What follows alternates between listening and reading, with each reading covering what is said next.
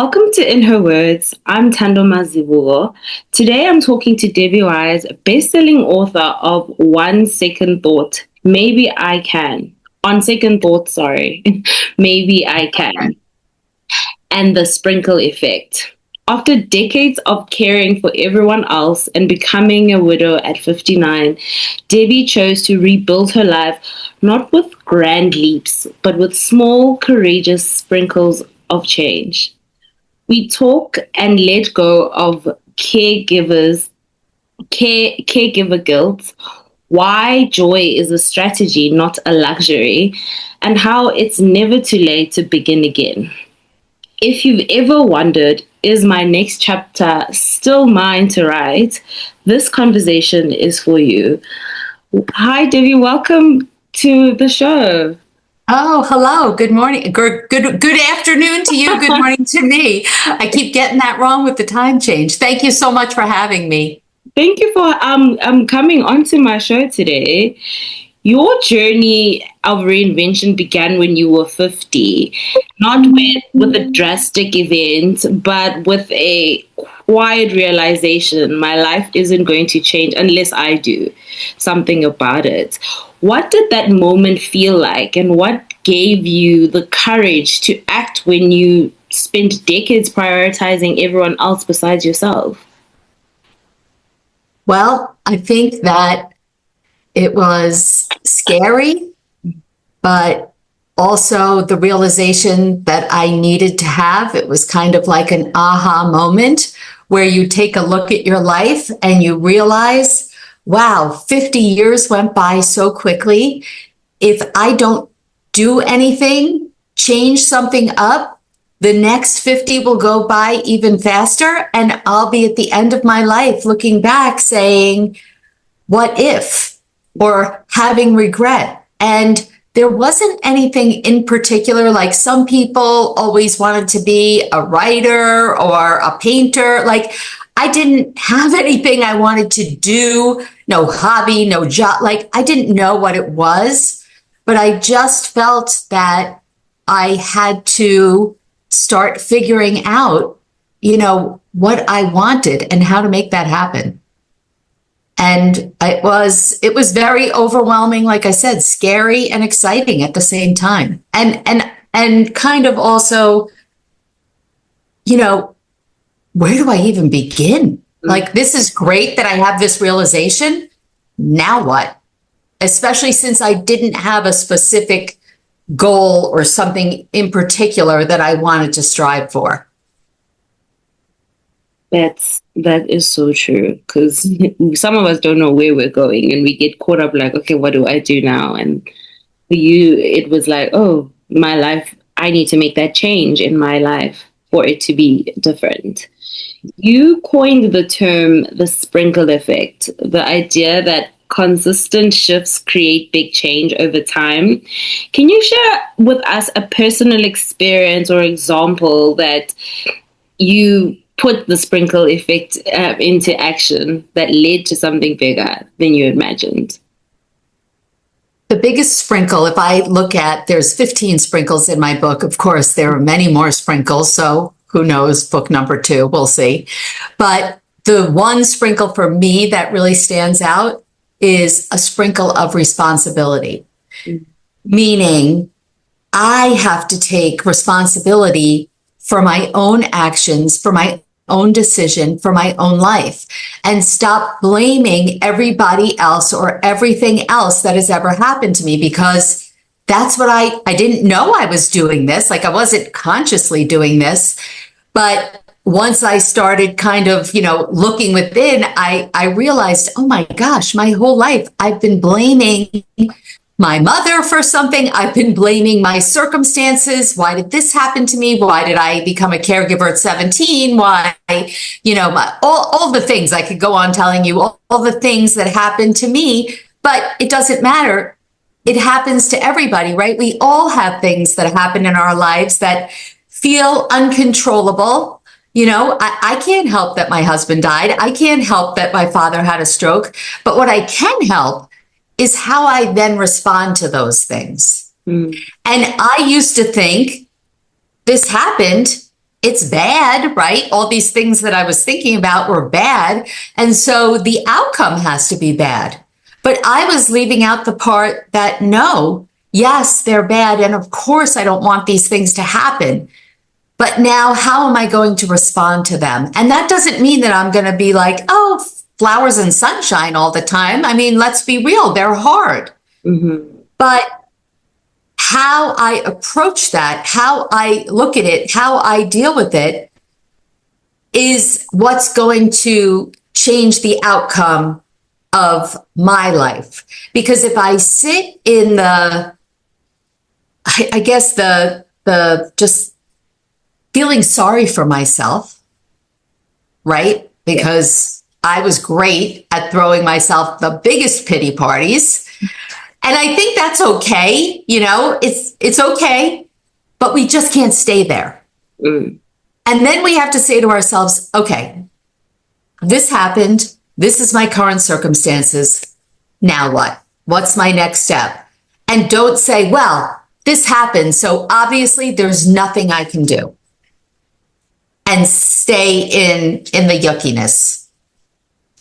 So that sprinkle of taking responsibility, regardless of what other people do, say, or the, circumstances surrounding my life, it doesn't matter. I still have to take responsibility.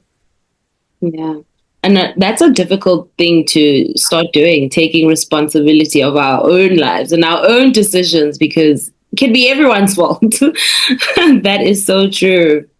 Yeah, it is definitely hard because I feel like you have to be honest with yourself, because you have to look back and realize, I don't want to say the mistakes you made, but realize that, maybe you are responsible for where you are right now, not other people, not the circumstances, because the choices you make yesterday, make your life tomorrow. That's true. Yeah. You touched on a bit about how you took care of your father who was disabled, as well as your son and your husband. How did you begin to untangle your identity from just being this caregiver without feeling selfish or guilty? Because a lot of women are caregivers, whether they're parents or taking care of family members. Yeah, it was a long time because I did care for my father for 30 years. So, and it started when I was 17, and then, like you said, my son, and then my husband. For the longest time, I didn't take care of myself. I was just running around taking care of everybody else, including I have a small insurance agency, and I have, a small team of women, 4 or 5 women working for me. And so I have to worry about them and my customers and my family and my father and my son. You're running around worried about everybody else except yourself. And it took me until my 50s to realize that I was not showing up as my best self for anyone because I was burnt out. I was angry and resentful, feeling completely overwhelmed, right? I definitely felt like I'm not doing a good job for anyone. I just keep running all over the place, trying to put out fires or do whatever somebody else needs. And I really wasn't showing up. For example, when I was with my father, I was overreactive. I was always jumping down his throat, yelling at him. I mean, is that the way? That's not the caregiver I want to be, right? And why was I like that? Because I was ignoring myself. I was ignoring my own needs and thinking, I don't have time. How do I have time? I'm doing and taking care of all these people. I don't have time for myself. But I was wrong, because once I did realize that, yes, taking care of yourself is not only okay, it's important, because once I did start taking time for myself, then I showed up better for everyone else. I was a better caregiver. And so many caregivers ignore their own health. And statistically, caregivers, they die because they're ignoring themselves and caring about other people, or they get sick, because they're not paying attention to what they need.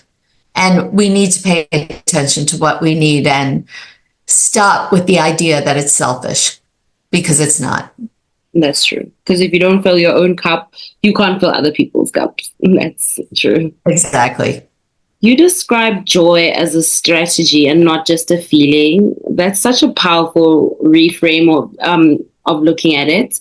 How can women in their midlife, not even in their midlife, just young women as well, because we're so under pressure as well, who maybe feel exhausted or invisible or stuck in their lives, start practicing joy as a strategy? I think you have to plan it.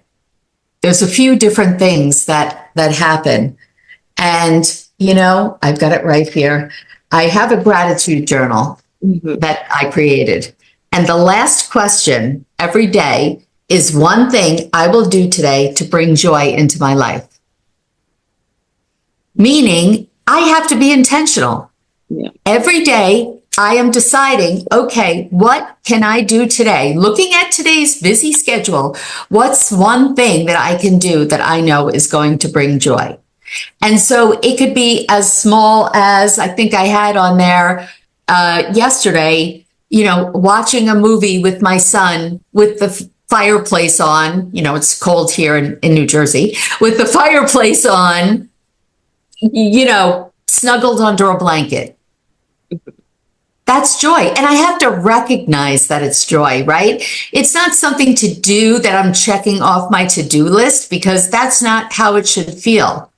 The other thing is that I like to always have something to look forward to. So depending upon whatever that is that brings you joy, I live close kind of to New York. Usually once a quarter, I go see a Broadway show. I at this stage of my life, I'm looking to travel a lot more. When I have those things on my calendar, even though they might not be 2 months away, or my next trip is in June, it's 6 months away, it doesn't matter. Like, it's almost like anticipatory joy and excitement building. But you have to, whatever it is for you, you have to schedule it in your calendar, and you are responsible to make sure it happens. Just because things got out of hand that day, you've got to still be intentional and make sure that you have, that moment every day. And I like that you showed us one of your journals, which is a practical tool. And your books are filled with practical tools, but they're also deeply personal and things that you have gone through.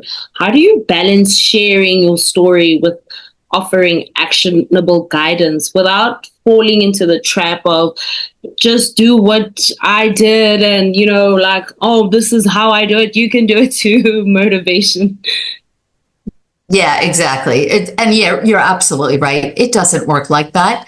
What worked for me might not work for you. And the big thing is that it's okay. Each of us, I think the real goal is just to try some different stuff. Start thinking a little differently. Like, it gets exciting when you try something different. And sometimes you don't like it, but sometimes you do. And so many things that I do now, oh my gosh, if I talked to myself 10 years ago, it would be like, oh yeah, that is not for me. I would be like a little judgy about it. I would say that's a little woo-woo. I don't get that. I was very big on, no, I can't do that. No. And when I tried certain things, I was like, oh, wow, maybe that's why my book is actually called On Second Thought. Maybe I can. It's like, oh, wait a second. Here I'm telling everyone and myself that this thing, whatever it is, let's go with journaling, is not for me. But then once I opened my mind and said, well, wait a second. On second thought, let me just try it before I say that won't work for me. And for me, actually, journaling and a gratitude practice were the two biggest and meditation were the biggest eye-opening experiences that I thought, yeah, that's only for like woo-woo people. I don't do that kind of stuff. I get it. We're so easy to judge others and different things we haven't even tried when it could even work for us. And I think that's important that we grow as people when we try different things. So as I said that, like you've rebuilt your life totally different now. What does success and purpose for you in this moment feel like and look like compared to what it looked like when you were in your 30s or 40s or even 20s? Yeah. Oh my goodness. I am a completely different person. That taking responsibility for my life, that's why it's been huge for me, because when I was in my 20s and 30s and 40s, I didn't have, I guess I had a dream, but if someone said to me, what's your dream life look like? And that was one of the exercises when I was in my early 50s, when I was trying to navigate, okay, how am I going to change my life? And I was listening, or I was taking a course, I think, online, and the task was to write down in detail your dream life day. Like, what would you be doing? Where would you be living? What does it look like? Who are you with? What are you wearing? Every single thing in detail. And I thought, I have no idea. I have no idea. Yeah, I know I want to be somewhere warm. Like, there's certain things I know, but to think in detail, I really had no idea. And that was mind blowing, because it made me realize that I was just kind of letting the waves of life, like a ship bobbing on the water, just no direction, no power, drifting. And that's how I was living my life. Yeah, okay, when I was younger, I want to have a good job. I want to make money. I want to get married. I want to, live in a nice neighborhood. Like, I had those kinds of things when I was younger.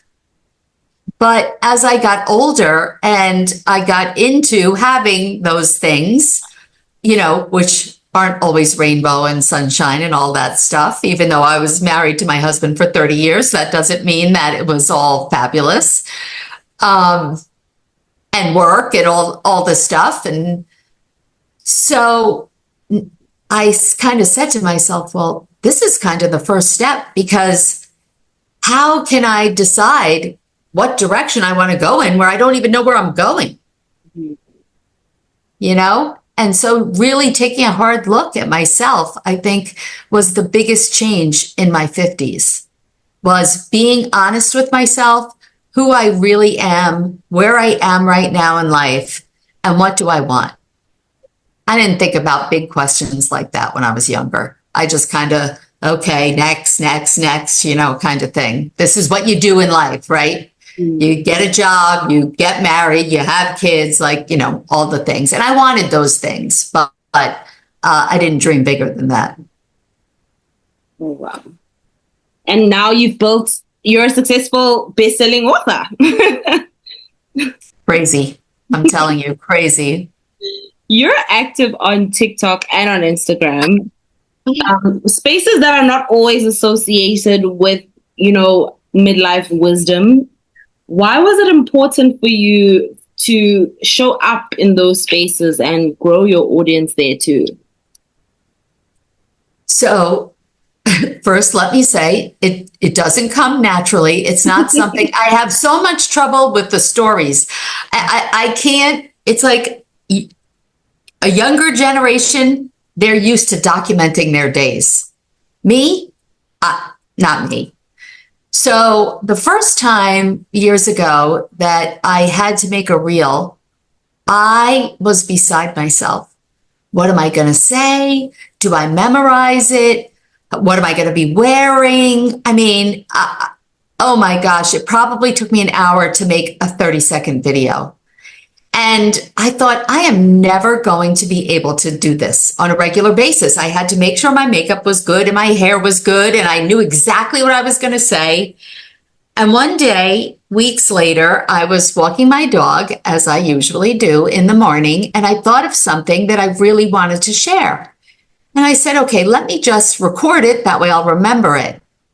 And so, looking kind of crummy first thing in the morning, no makeup, hair sticking up, that kind of lovely thing, I made this video of whatever was on my heart. No, no pre-plan, no anything. And I decided I'm going to post it. And what I realized was that gave me so much freedom to be authentic and to, just share whatever was on my heart. And if people are going to judge me because of the way that I look, then they're not my people. Mm-hmm. And I'm attracted to listening to people who are authentic. I don't want to necessarily see people who are dressed up in a certain way, doing the trending thing. Like, it might be a little entertaining, but, if you really want to listen to somebody who's inspirational, that's not the person. And that gave me a lot of freedom. And I can actually, let me share with you that today, when we're recording, today is actually the 3rd anniversary of my husband's death. Oh. And so this morning, it's been, here it's 9:30 in the morning, and I didn't put on any makeup today, and I didn't do my hair. And I thought, oh my goodness, I'm meeting you. I'm going to go on a podcast. And I said, you know what? It just doesn't matter. I'm not going to put on the makeup because it's a rough day and I've already shed some tears, and I don't need mascara running down my face. So I'm not doing it. And I never would have, oh my goodness. I never would have done that in the past, but I think it's this total acceptance of, this is it. This is who I am. Take it or leave it. I'm not great in your pink and thank you. Your setup and your glasses. You look fantastic. I'm so sorry about the anniversary of your husband's death. Thank you. It happens. And I know we're not talking about this, but since I brought it up, and I don't mean to be a Debbie Downer, but I was just saying, my husband's cousin texted me this morning, and I shared with her, she's had some big losses in her life. She lost a son. Mm-hmm. And I said, it's funny because I think about my husband all the time, every day, in a positive way. In a totally positive way. The days that are hard are when like something either really good or really bad happens with one of our kids, and he's not here to share in those things. But other than that, it's good memories and all the things. And so today, it's so funny that one day, like, a specific day on the calendar, it feels a different way than it does all the other days.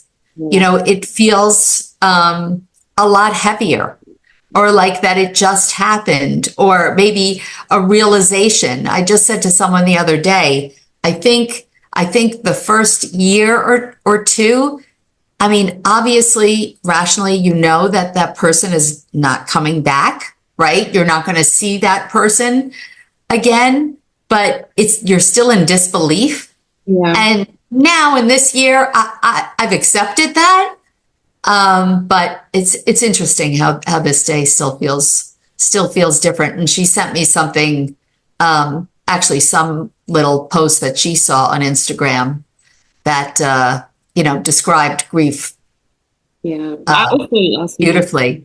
My grandmother, 2 days ago, it's 5 years, 2 days ago.